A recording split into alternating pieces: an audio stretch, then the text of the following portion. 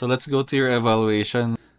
Sanay kayo na habang nagpe-present kayo, walang nag-i-interject ng question.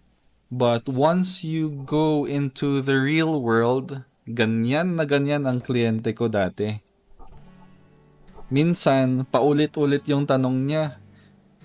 Minsan, 3 hours kami nag-usap. Meron din naman ibang client na, ay, ang mahal, sige wag na. So, you have to prepare beforehand.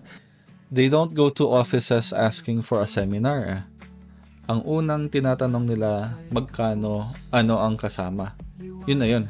Parang yung mga pupunta sa doktor, di ba? So, mag-reserve ako ng consultation or sa dentist. Or pag magpapagupit ka, gusto ko ganito yung gupit ko or yung haircut ko. Diba? And then, only when they ask more questions, then you can also expound. But this setting that you presented is for academic. But when you go to the real world, eto, naka-display na to sa harap, if you want. But your talking skills and your presentation skills, they have to be more visual. Why? Because in one glance, you already see everything. Ito ang ipakita nyo. The clients are very non-technical. Ibig sabihin, maybe they never saw a plan before. So what you provide here, it's either a different word or pictures. That's why the client asks you, Architect Marla, may sample ka ba dyan ng conceptual plan and detailed plan para makita ko naman yung difference? Whatever is easier to understand. So, I understand, ang present nyo is according to SPP.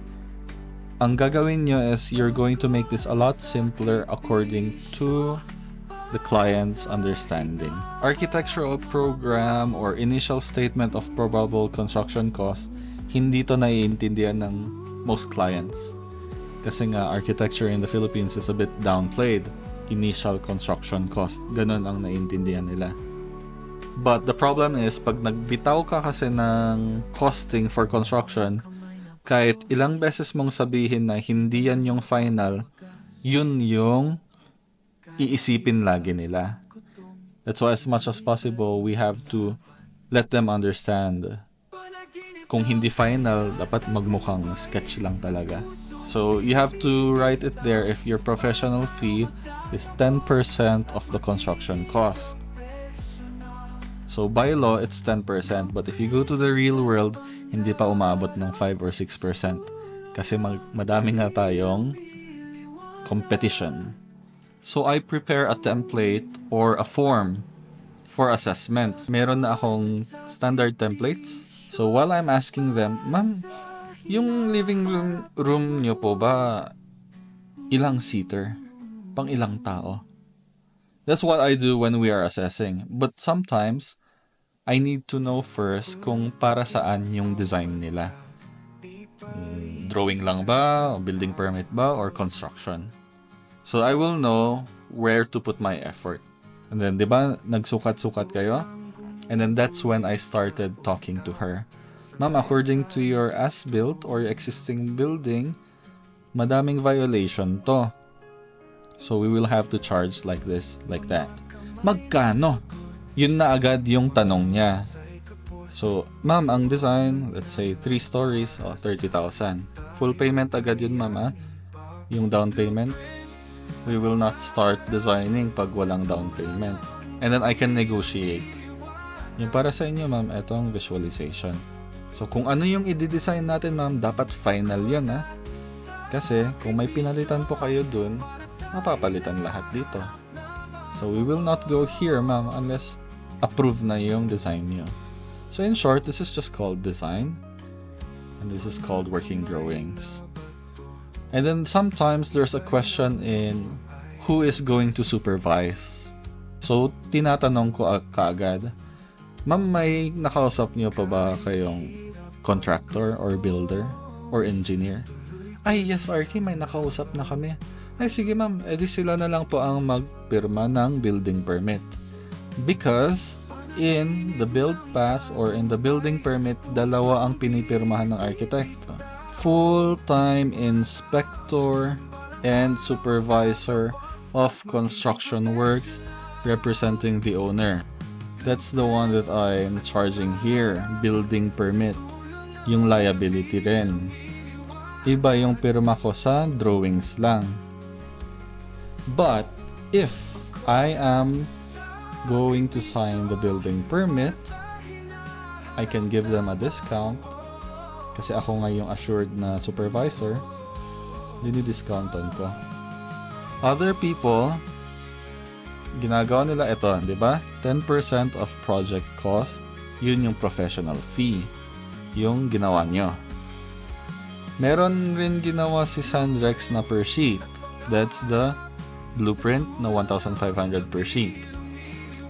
Meron rin ginawa si Sandrex na and Marla na cost per square meter. So, there are so many ways and it depends on who you're talking to. Afterwards, I just show them the timeline. Bahala na sila mag-condon. And I tell them that these are government fees. Hindi ko control ito. Upon looking at that, they already know, ganito ang rate niya. We made something for the design guide. I prepare my portfolio.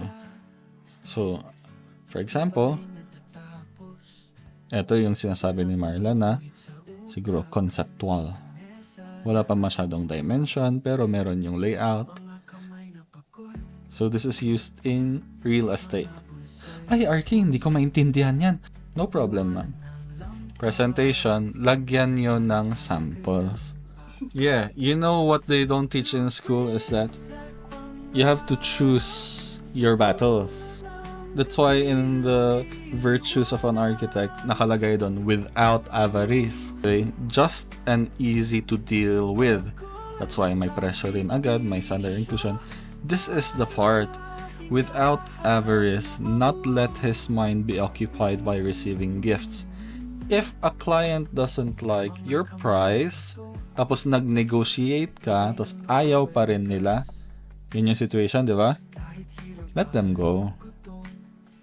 So that you will not look like you are chasing after money. Ay, sayang, ang laking project sana nun. Do not be greedy and chasing after money because you know what happened? When I had a client na nagninamat or ang mahal naman, but I gave them my cheapest rates, yung 120k mo, sinabi ko kahit 90 na lang, tas ayaw pa rin niya, sabi niya, dati mga 40,000 lang yan. Sabi ko, okay, try nyo na lang po sa iba. And then they tried, tapos wala rin. Mas mahal minsan, 200k, 150k, 120k. And they end up coming back. But if you're going to chase after them, you're not gonna look like a noble profession. The first thing I do is negotiate. Ma'am, if it's okay, can I know which budget works for you? Arki, kasi 5k lang actually ang akala namin para sa design. Okay ma'am. Yung 20,000 na to, actually yung 5k doon, pwede na yon sa floor plan perspective. Tanggalin lang natin yung interior animation, ganun. Pwede na yan. Ay, pwede na yun, Arki. Yun lang naman kailangan namin eh. Yes. Ayaw talaga nila ng presyo mo. That's when you have to let them go. If your workflow allows you to use the same drawing, pwede mo nang discountan si client. Kasi you assess it in your part na mahihirapan ba ako dito? Ay hindi, actually lalagyan ko lang naman ng dimension. Sige, tanggalin ko na lang yung ibang fees. Very obvious na ang schematic ko is just everything you want to see in real estate. Itong schematic is actually all inside Architectura 25.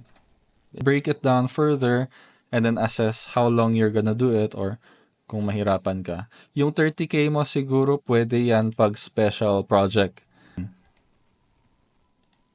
But I did not provide kona here. I did not provide much animations. Plan perspective lang. Ganun lang siya.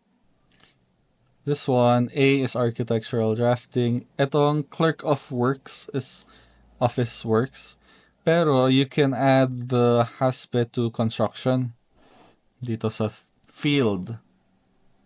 Pagpunta nyo sa itogon, kasama yan dito sa, actually sa contract documents dapat siya, and clerk of works, kasi that's related to your permit. Okay? Andito naman yung samples. Anyways, sige, fill up your DT form 202.